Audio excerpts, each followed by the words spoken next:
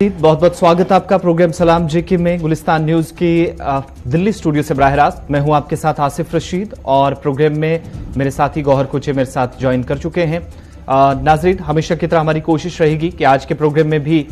पहले आलमी खबरों की तरफ हम जाएं और मुल्क के अंदर क्या कुछ इस वक्त हो रहा है उन खबरों पर ताजा तरीन तफसीलात आपके सामने रखेंगे और उसके बाद एक एक करके हम जम्मू कश्मीर और लद्दाख का भी रुख करेंगे। खबरों का आपको बताएंगे कि आज दिन भर क्या सियासी सरगर्मियां जम्मू सूबे के अंदर रहने वाली हैं और वादी कश्मीर के अंदर दिन भर क्या कुछ रहेगा। सलामती सूरत हाल पर भी थोड़ी बात करेंगे चूंकि कुछ फैसले इंतजामिया की तरफ से लिए जा रहे हैं और UAPA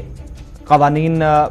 इस कानून के तहत मुख्तलिफ दफात के तहत जो केस दर्ज होता है उस पर अब जम्मू कश्मीर के अंदर ही कार्रवाई हो सकती है, वो रियासत या यूनियन टेरिटरी से बाहर केस नहीं आएंगे। इस तरह की खबर है। डिटेल सारी आपके सामने रखेंगे। श्रीनगर में एनकाउंटर हुआ उस पर बात करेंगे। उसके बाद क्या कुछ तफसीलात सामने आई है, पुलिस का वर्जन क्या है, इस पर लोग क्या कहते हैं, वो आपके सामने बात रखेंगे। लेकिन साथ ही आज के प्रोग्राम में जहां पर हम कुछ जो तामीराती काम है सरकार की तरफ से हाथ में लिए गए थे, कुछ मुकम्मल किए गए, उन पर सवालात उठे, लेकिन सवालात माली बेज़ाब्तियों को लेकर या फिर जो फंड्स में खुदबुर्द हो रहा है उस पर उठे हैं। और लेफ्टिनेंट गवर्नर की मीटिंग के दौरान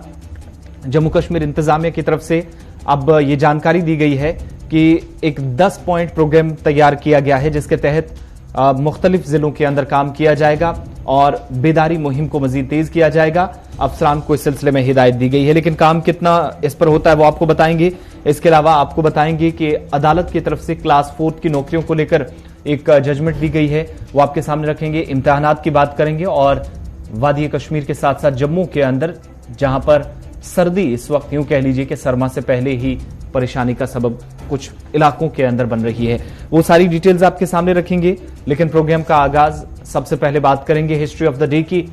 आज का दिन क्यों अहम है। आज नवंबर की 16 तारीख है और इस दिन में खास क्या कुछ रहा है जरा वो आपको बताते हैं। जी हाँ नाजरीन, तो आज बात करेंगे 16 नवंबर में आज क्या कुछ हुआ है। 1821 मैक्सिको की आज़ादी को तस्लीम किया गया, यानी कि 16 नवंबर 1821 को मैक्सिको की आज़ादी को तस्लीम किया गया। पापुआ न्यू गिनी ने ऑस्ट्रेलिया से आज़ादी हासिल कर ली है और साल 2014 में आज ही के दिन इस्लामिक स्टेट ने शामी कुर्द जंगजू के खिलाफ जंग छेड़ दी है। वो आज ही का दिन था जब इस्लामिक स्टेट के खिलाफ शामी कुर्द जंगजू के खिलाफ जंग छेड़ दी गई है। और अगर आज ही की बात करेंगे तो 16 नवंबर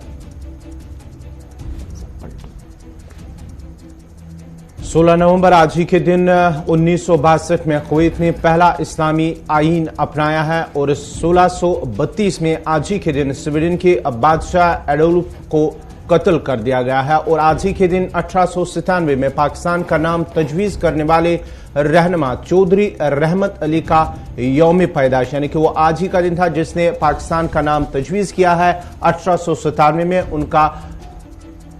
आज जो है यौम पैदाइश है 16 नवंबर। तो ये थी तारीख में कुछ अहम बातें, कुछ अहम वाक़ात जो हमने आपको बताया है। अब बढ़ते आगे प्रोग्राम की शुरुआत यानी कि खबरों की शुरुआत करेंगे और खबरों की शुरुआत करेंगे आसिफ रशीद।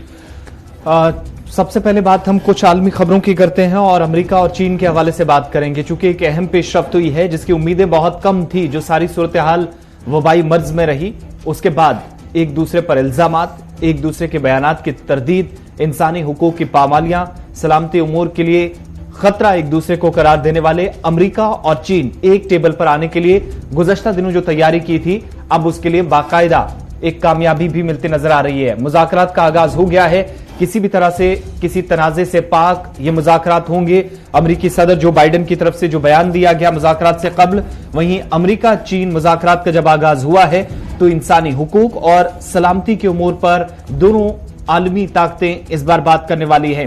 चाइना के सदर जो हैं शी जिनपिंग, उनकी तरफ से अपने पुराने साथी जो बाइडेन को मुबारकबाद भी दी गई है कि उन्होंने इस पेशरफ्त में कलीदी रोल अदा किया है, लेकिन साथ ही उनकी तरफ से यह भी कहा गया कि वो उम्मीद करते हैं कि उनका पुराना साथी वही नजरियात लेकर दोबारा एक बार फिर निजाम चलाएगा, जिसके तहत हमने देखा कि सदर ट्रंप के होते हुए दोनों मालिक के ताल्लुकात काफी ज्यादा खराब हुए और ये जो इल्जामात का हम जिक्र कर रहे थे ये सारी चीजें कोविड में चूंकि अमरीकी सदर जो साबिक सदर रह चुके हैं उनकी तरफ से बार बार ये इल्जामात आयद किए गए कि तमाम चीजें जो इस वक्त दुनिया भर के अंदर हो रही है, हलाकतें हुई हैं, लोग इस मर्ज का शिकार हो रहे हैं, इसके लिए चीन को जिम्मेदार ठहराया गया था। कहीं पर कोई रास्ता नजर नहीं आ रहा था कि दोनों शायद एक टेबल पर आए, लेकिन आहिस्ता आहिस्ता ही सही अब दोनों ने एक कोशिश की थी और वर्चुअल मीटिंग्स का आगाज हो गया है। और शी जिनपिंग, जिन्हें कुछ दिन पहले ही चीन के अंदर एक फैसला लिया गया जिसके तहत उन्हें अगले यानी अब तक 10 साल वो सदर रह चुके हैं, लेकिन मजीद वो 5 वर्षों के लिए सदर रहेंगे और जब तक वो चाहेंगे वो सदर रह सकते हैं। एक कानून था, उसमें तब्दीली हुई, उन्होंने सियासी जमातों की हिमायत भी हासिल की और उसके बाद अमेरिका के साथ कुछ दिनों के बाद ही सिर्फ एक हफ्ते के अंदर मुज़ाकरात का आगाज हो गया है। इसमें उम्मीद यह भी जाहिर की गई है शी जिनपिंग की तरफ से, जो तल्खियां माजी में रही हैं, जो कोताहियां बरती गई हैं, अगर कहीं पर कोई खामी थी तो उसको दूर करने की कोशिश यहां पर होनी चाहिए। सितंबर के महीने में टेलीफोनिक राब्ता हुआ था जो बाइडेन के और शी जिनपिंग के दरमियान, लेकिन तब मुज़ाकरात के लिए शायद कोई रास्ता बनता दिखाई नहीं दे रहा था। अब जाकर नवंबर के महीने में पेशरफ्त हुई है और दोनों एक साथ एक टेबल पर आए हैं। और सबसे बड़ी बात है कि शी जिनपिंग ने मुज़ाकरात से कबल ही नेक ख्वाहिशात का इजहार किया है अपने पुराने साथी जो कि सदर हैं इस वक्त जो बाइडेन, और इंतजामिया आने के बाद ये उनकी पहली वर्चुअल न सिर्फ मुलाकात होगी बल्कि एक तारीखी लम्हा दोनों ताकतों के लिए है जब एक साथ एक बहुत लंबे अरसे के बाद टेबल पर आए हैं बातचीत करने के लिए अमेरिका और चीन। इसके साथ साथ अब बात जरा भारत की भी करते हैं और आपको खबर बताते हैं भारत और पाकिस्तान की। चूंकि करतारपुर कॉरिडोर जिसे खोलने के लिए तैयारियां चल रही थी और सरहद के उस पार यानी पाकिस्तान वाली साइड से उसे खोल दिया गया, लेकिन इस तरफ से खोला जाएगा या नहीं, अगले 24 से 48 घंटों में एक बड़ा फैसला भारत सरकार ले सकती है। जी हम बात करेंगे हम करतारपुर कॉरिडोर के हवाले से, जहां पहले इस हवाले से गुरु नानक के यौम पैदाइश के सिलसिले में इसे खोलने की दरख्वास्त की गई थी, अपील की गई थी पाकिस्तान की जानिब से। वही यहां माना जाता है कि रवा माह की 19 या 20 तारीख से शायद इसे भारत की तरफ से खोला जाएगा, लेकिन सिक्योरिटी सूरत हाल का जायजा लेने के बाद ही फैसला हुकूमत की तरफ से, भारतीय हुकूमत की तरफ से लिया जाएगा। करतारपुर राहदारी खोलने की तैयारियां जोरों पर है। सिक्योरिटी सूरत हाल का जायजा लेने के बाद ही अब हुकूमत फैसला लेगी। गुरु नानक के यौम पैदाइश के सिलसिले में इससे यानी कि तकरीबात का सिलसिला शुरू भी होगा है। सिख यात्रियों को वहां पर पहले ही पाकिस्तान की जानिब से तकरीबन 3000 यात्रियों को वीजा फराहम करने के हवाले से जो बात की गई है, और साथ ही साथ पंजाब बीजेपी लीडरान का वफद भी पीएम से इस हवाले से मुलाकात हुआ है और साथ ही साथ कहा है कि इस जो राहदारी है यानी कि खोलने की इजाजत भारतीय हुकूमत की जानिब से भी दी जाए ताकि जो ज़ारीन है वो वहां पर जा सके, जहां पर तकरीबन 6 से 7 ऐसे मुकद्दस मकामात हैं सिखों के, वहां पर वो जा सके। उसके साथ साथ ही जब गुरु नानक के जो यौम पैदाइश है उस सिलसिले में वहां पर तकरीबात मुनक्किद होंगी। कल का दिन काफी अहम है चूंकि कल यानी 17 तारीख से 26 तक ये तकरीबात होनी है और इससे पहले पाकिस्तान की तरफ से एक पेशकश की गई थी भारत सरकार को 4 रोज कबल कि हमने तमाम तैयारियां मुकम्मल कर ली हैं, कोविड के केसेस कम हुए हैं, अब जो सिख यात्री हैं उन्हें न सिर्फ इस मकाम पर यानी करतारपुर पहुंचने वाले, करतारपुर साहिब जाने वाले सिख यात्रियों को इजाजत दी जाए बल्कि अब गेट्स ओपन हो तो बाकी जो मजहबी मकामात हैं वहां भी वो जा सकें। कल से तकरीबात का आगाज होगा। गुरु नानक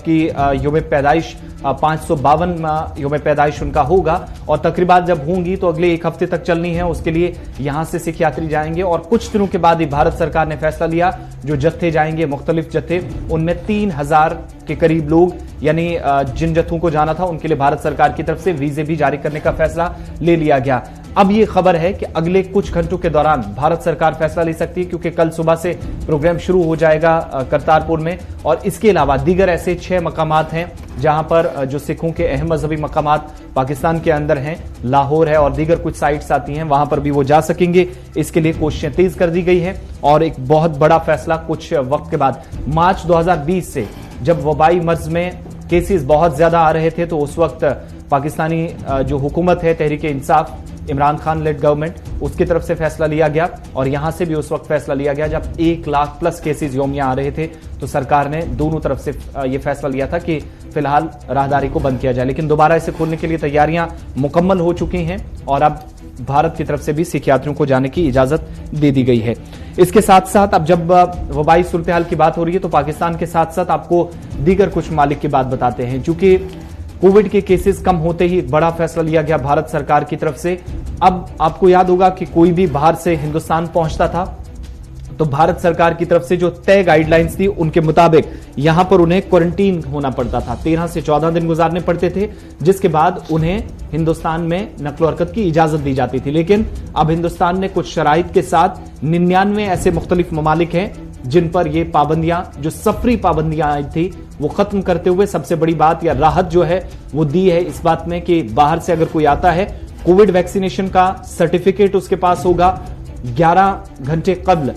माफ कीजिएगा 72 घंटे कबल, 72 घंटों के अंदर जो आरटीपीसीआर टेस्ट कराया होगा उसकी रिपोर्ट होनी चाहिए, और नेगेटिव रिपोर्ट अगर होती है, कोविड वैक्सीनेशन रिपोर्ट होती है, तो उस शख्स को हिंदुस्तान के अंदर बिना क्वारंटीन के दाखिले की इजाजत दे दी जाएगी। और ये हुकूमत की तरफ से उस वक्त ये पाबंदियां हटा दी गई हैं जब कोविड केसेस में कमी आ रही है, उसके बाद ही इंतजामिया की जानिब से, हुकूमत की जानिब से ये पाबंदियां जो हटाई गई। तकरीबन 99 ऐसे ममालिक हैं जहां पर ये गैर मुल्की सफर वो भारत आ सकते हैं बिना क्वारंटीन। अब जो क्वारंटीन का जो पाबंदी है वो हटा दी गई है, और साथ ही साथ लेकिन ये जरूरी कहा गया है कि कोविड वैक्सीनेशन जो सर्टिफिकेट हैं उन्हें दाखिले की इजाजत होगी, जिन्होंने वैक्सीन लगाई होगी, 2 डोजेज लगाए होंगे, उन्हें जो है इजाजत होगी। और साथ ही साथ इस सिलसिले में 11 नवंबर को गाइडलाइंस में तब्दीली की गई थी हुकूमत की जानिब से।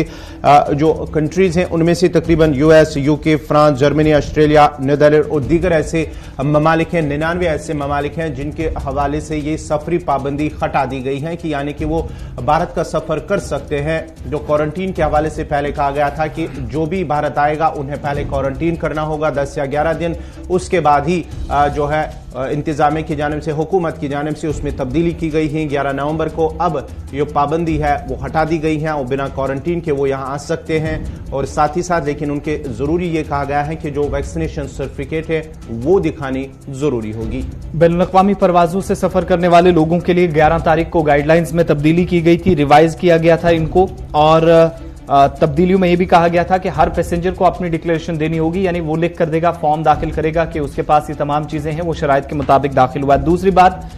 जिन ममालिक का गौहर ने जिक्र किया, इनमें बहुत सारे ऐसे मुल्क हैं और WHO की ऑर्गेनाइजेशंस हैं जिनके साथ हिंदुस्तान ने वैक्सीनेशन के प्रोग्राम में हाथ मिलाया है, तो उन तमाम चीजों के पेश नजर भी थोड़ी सी नरमी का यहां भारत सरकार की तरफ से ऐलान किया गया है। चलिए तो बढ़ते हैं आगे। बात अब करेंगे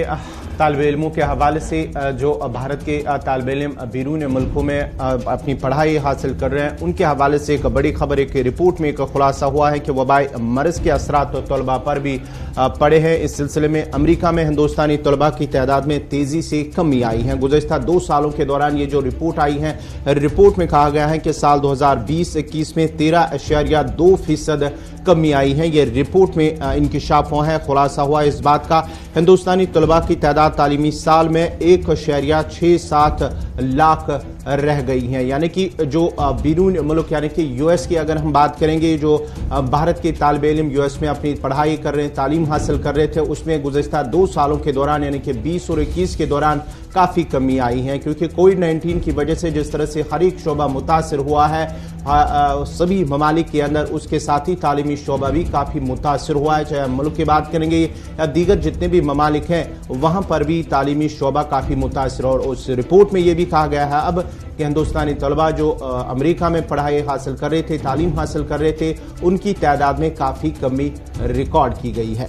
तलबा की तादाद पिछले 2 सालों के दौरान, यानी कोविड का असर यहां पर भी पड़ा है। जो 1,97,000 के आसपास तादाद थी 2019 से पहले, वो कम होकर यानी अब जो अदादो शुमार बताते हैं 13.2 के आसपास, जो एकदम से इसका अंदाजा इस बात से लगाइएगा कि 13% तलबा की तादाद कम होने का मतलब ये हुआ कि साल 2020-21 में 11.7 बिजनेस मैनेजमेंट के तलबा थे, इंजीनियरिंग के 33.5 थे, और चीन के बाद हिंदुस्तान के जो तलबा हैं वो सबसे ज्यादा या मेजॉरिटी में अगर कहीं है तो वो अमेरिका के अंदर हैं। 34% तलबा जो आज के वक्त में भी मैथ का सब्जेक्ट या इस मजमून पर काम करते हैं, पढ़ते हैं। कंप्यूटर साइंस भी इसमें शामिल है। इंजीनियरिंग के अलावा बिजनेस मैनेजमेंट में भी तलबा की एक बहुत बड़ी तादाद काम करती है। लेकिन यूएस एम्बेसी की तरफ से जब कोविड-19 के केसेस कम हुए तो दोबारा उन हिंदुस्तानी तलबा को वापस लाने के लिए या कुछ गाइडलाइंस जो थी वो जारी की गई, और भारत की तरफ से उस वक्त भी ये कहा गया कि तमाम जो इंटरनेशनल स्टूडेंट्स हैं अमेरिका के अंदर, उनको कोविड के केसेस कम होते ही या ड्रॉप रेशियो नीचे आएगी तो उन तलबा को अपना तालीमी साल मजीद आगे ले जाने की या जारी रखने की जो तालीमी सरगर्मियां हैं वो इजाजत दी जाएगी। तकरीबन 2014-15 में तलबा की जो स्ट्रेंथ थी वो मुसलसल बढ़ रही थी, लेकिन इस बार जो हुई है वो बहुत ज्यादा असर पड़े हैं कोविड के और 13.2% तलबा 2020-21 के दौरान कम हुए हैं। यानी पेंडेमिक ने बुरी तरीके से न सिर्फ मुल्क के अंदर, मुल्क के बाहर भी तालीमी सरगर्मियों को मुतासिर किया है। हाईएस्ट ड्रॉप आउट रेशियो ये मानी जाती है, जहां पर तलबा कहीं पर तालीम आधी, कहीं पर सेशन आधा रहा। ये तमाम चीजें जो तादाद पहले 1,95,000 थी एकदम से घटकर 1,67,000 तक पहुंच गई है। बात अब जरा कांग्रेस लीडर सलमान खुर्शीद के हवाले से भी, चूंकि उनकी लिखी गई किताब के बाद मुल्क के अंदर सियासी बवाल मचा हुआ है। बीजेपी हो, कांग्रेस हो, दीगर जमातें हो, लगातार इस पर बयानबाजी, इस पर प्रोग्राम्स और एक दूसरे पर बयानात, एक दूसरे पर कीचड़ उछालने का काम जारी है और कहीं पर एक दूसरे को निशाना बनाते हुए हदें भी पार कर दी गई हैं। लेकिन अब सलमान खुर्शीद के घर पर पथराव और आतिशज़दगी भी नैनीताल के अंदर हुआ और सलमान खुर्शीद ने जो अपनी किताब लिखी थी जिसमें हिंदू और हिंदुत्व का उन्होंने मुवाजना ISI और बोको हराम जैसी तंजीमों से कर दिया था, जिसके बाद उनके घर की ये तस्वीरें सामने आई जो उन्होंने अपनी फेसबुक वॉल पर शेयर भी की हैं। गौहर जी हां, सलमान खुर्शीद की बात करेंगे, कांग्रेस के लीडर जिन्होंने हाल ही में एक किताब लिखी थी और किताब में उन्होंने जो हिंदुत्व का मुवाजना ISIS और साथ ही साथ बोको हराम जैसी दहशतगर्द तंजीमों के साथ किया। उसके साथ ही जो हिंदुत्वता तंजीमें हैं उनकी जानिब से जो है उन्हें निशाना बनाया गया और कल जिस तरह से नैनीताल के अंदर उनके घर को निशाना बनाया गया, वहां पर पथराव हुआ है, तोड़फोड़ हुई है और साथ ही साथ आग भी लगा दी गई, लेकिन पुलिस ने बरवक्त कार्रवाई करते हुए उस पर काबू पा लिया। और ये उस वक्त सामने आया है जब उनकी जानिब से जो है ये बयान उसमें अपनी किताब में उन्होंने जिक्र किया और उसके साथ ही जब ये वाकया पेश आया उसके बाद ही सलमान खुर्शीद ने ये जो तस्वीर है उसको सोशल मीडिया पर शेयर करते हुए लिखा है कि क्या अब भी मैं गलत हूं। इस हवाले से उन्होंने ट्वीट करते हुए ये लिखा है कि क्या अब भी मैं गलत हूं। जो मवाजना उन्होंने किया है, जिस तरह से अपनी किताबें उन्होंने बात रखी थी, उसका हवाला देते हुए उन्होंने कहा कि जो मैंने लिखा था कि वो शायद इस जो हुआ है, तोड़फोड़ हुई है उनके घर के अंदर, वो क्या सही नहीं है। इस बीच कांग्रेस के तमाम सीनियर लीडरान ने, किसी ने ट्वीट करके, किसी ने फेसबुक पोस्ट शेयर करके उनके साथ इजहार यकजहती भी किया और इस ये जो वाकया पेश आया है इसकी तरदीद की है और घर पर जो पथराव हुआ है, आतिशज़दगी का वाकया पेश आया है, इसे कांग्रेस ने गलत भी करार दिया है और सलमान खुर्शीद के घर पर हमले की मजम्मत भी मुख्तलिफ सियासी जमातों की तरफ से की जा रही है कि इस तरीके से कम ये चीजें नहीं होनी चाहिए जिसके लिए वो पहले ही जिक्र कर रहे थे। अब बात हिरासती अमवात की भी कर लेते हैं और कुछ आदाद शुमार आपके सामने रखेंगे और उसके बाद सीधा वादी कश्मीर और जम्मू सूबे का भी रुख करेंगे। मुल्क के अंदर किसी भी रियासत, किसी भी यूनियन टेरिटरी के अंदर हिरासती अमवात या कस्टोडियल डेथ्स जिन्हें आप कहते हैं, वो पिछले कुछ सालों के दौरान बढ़ी हैं और एक बड़े इदारे की तरफ से कुछ आदाद शुमार जारी किए गए। NCRB का डेटा सामने आया है, उस पर एक तफसीली रिपोर्ट मुल्क के एक बड़े अखबार की तरफ से आज शाया की गई है और मुल्क के अंदर NCRB के आदाद शुमार के मुताबिक हरासाती अमवात की तादाद जो 2 जुमरों में रखी गई है, यानी अलग अलग इसको चुना गया है।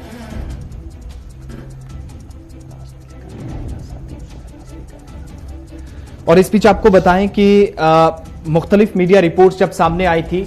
NCRB का भी इनमें मुसलसल जिक्र किया जाता रहा है, लेकिन मौजूदा जो सूरत हाल है, पिछले 20 वर्षों के दौरान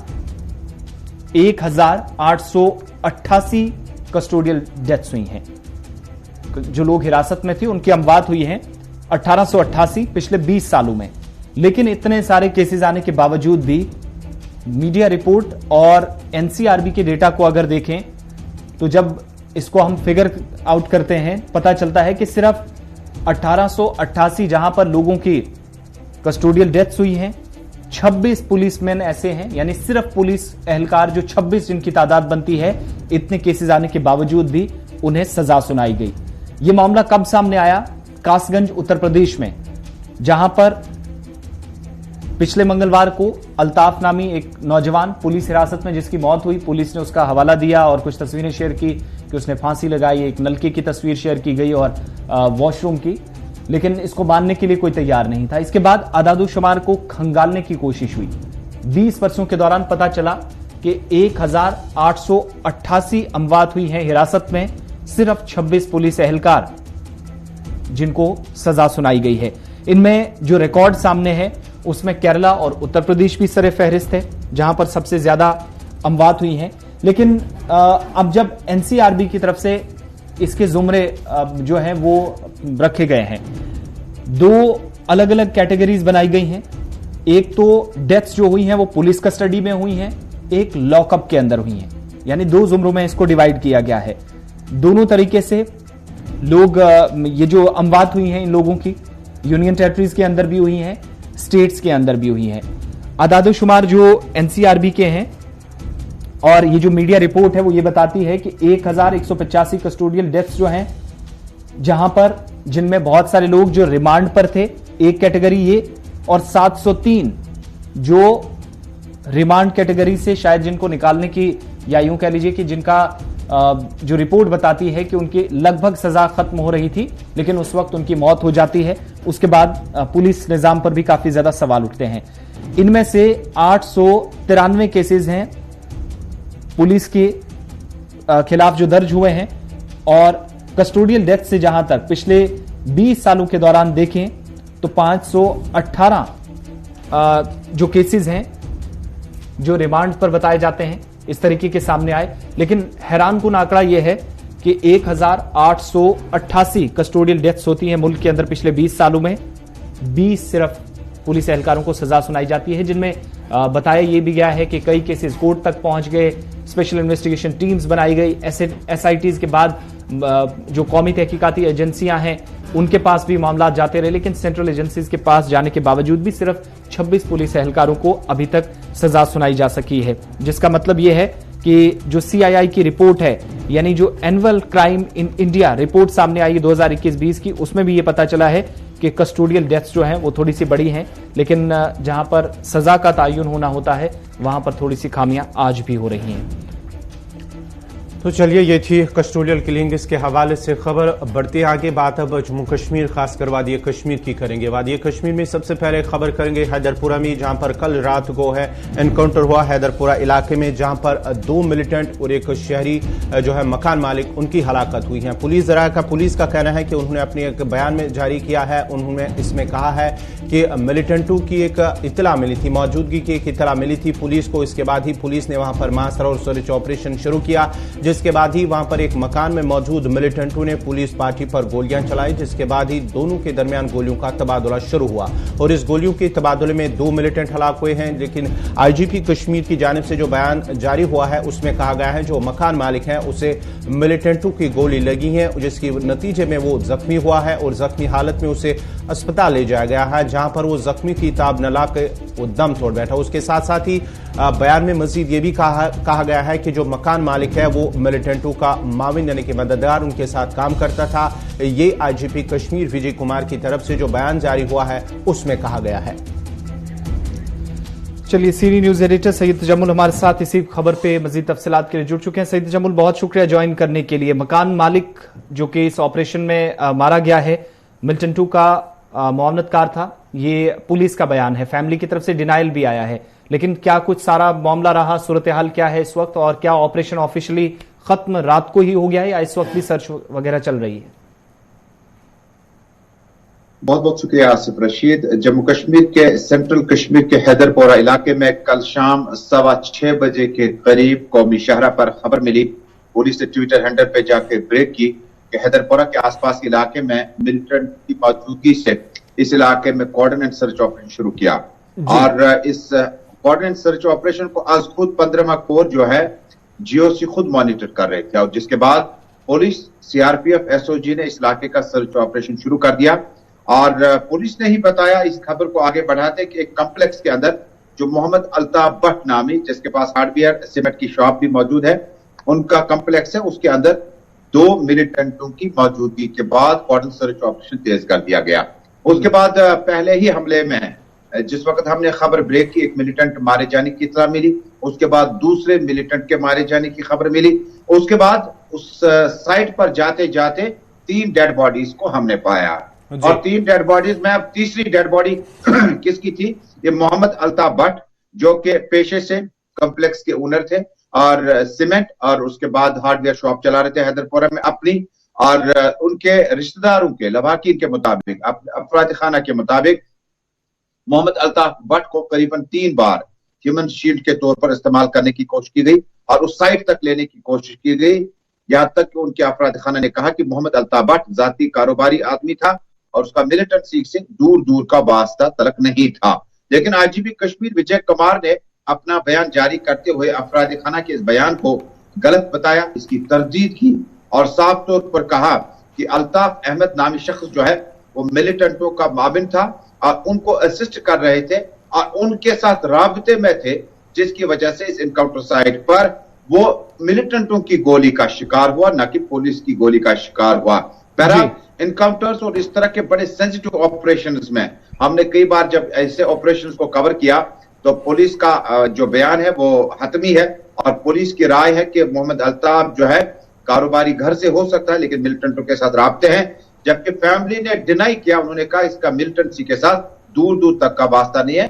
ये बेकसूर मारा गया। इसी बीच में ऑपरेशन तकरीबन 9:30 बजे के बाद अलग अलग तरीकों से, अलग अलग टोलियों से जम्मू कश्मीर पुलिस, सीआरपीएफ और राष्ट्रीय राइफल्स के जवान जो है आहिस्ता आहिस्ता निकल गए और 2 मिलिटेंटों के मारे जाने और एक मालिकी मकान के मारे जाने। तो जमुल जरा ये अपडेट कीजिएगा कि जो मिलिटेंट मारे गए, जो पुलिस का कहना है कि 2 मिलिटेंट, उनकी शिनाख्त क्या कुछ हुई है, किस इलाके से उनका ताल्लुक है और किस तंजीम से वो वाबस्ता थी? अभी इस पे बहुत ज्यादा इबाम बना हुआ है क्योंकि अभी पुलिस ने अपना आइडेंटिफिकेशन जो है उसको डिस्क्लोज करने में बहुत वक्त लगाया। हालांकि कल 6:15 बजे गोली चली है शाम को, उसके बाद जाते जाते अभी टाइम जो है वो तकरीबन 9 बजे भी क्रॉस कर चुका है और फाइनल स्टेज में है और पुलिस कंट्रोल रूम में इन लाशों को बाकायदा तौर पर जो है किस तरह से पुलिस कहां ले जाकर तजहीज और तकफीर का अमल मुकम्मल करेगी, क्योंकि अमूमन अब अगर लोकल मिलिटेंट भी होंगे तब भी लाश नहीं दी जाती है। लेकिन लवाकिन बारहा असरार करते हैं कि इन 2 लाशों के साथ जो तीसरी लाश अल्ताफ की है उसको अफराद खाना के सुपुर्द किया जाए, जिसके लिए पीटीपी सुप्रीमो महबूब मुफ्ती ने भी इस इनकाउंटर के बारे में अपना बयान जारी किया और उम्मीद जाहिर की जो लाश है वो आखिरी रसूमात के लिए अपने अपराधी खाना या लवाकिन को दी जाएगी। सैयद तजम्मुल, आप हमारे साथ बने रहिए क्योंकि एक और अहम खबर की तरफ चलेंगे। श्रीनगर ऑपरेशन पर तफसीलात फराहम आप कर रहे थे, लेकिन अब बात जरा एसआईए के हवाले से भी कर लेते हैं। और जम्मू कश्मीर के अंदर एक और एजेंसी का कयाम अमल में लाया गया और मकामी सतह पर ये तमाम मामलात को देखेगी। इसके लिए ये जो एजेंसी है इसको बनाया गया। अब बड़ी खबर यह है कि सरकार की तरफ से यूएपीए से जुड़े हुए जो मामलात हैं, मुख्तलिफ दफात के तहत केसेस दर्ज होते हैं या जो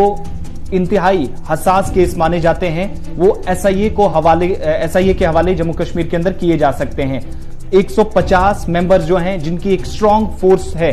वो इस एजेंसी का हिस्सा होंगे, जिनमें डीआईजी होंगे, 2 एसएसपीज होंगे, 8 एसपीज होंगे और मजीद इसमें जो है ये पोस्टें इसी तरीके से बढ़ाई जा सकती है। और जो ऑफिसर्स होंगे वो एसआईए के पीछे काम करने वाले एनआईए के भी होंगे। और बताया जाता है कि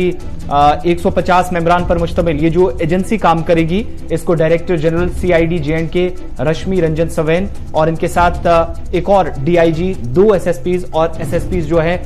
वो फॉलो अप करेंगे, कामकाज देखेंगे। लेकिन बड़ी बात यह है कि यूएपीए के तहत जो केसेस दर्ज होते हैं या जिन पर ये सारे मुकदमा दर्ज हैं इस एक्ट के तहत,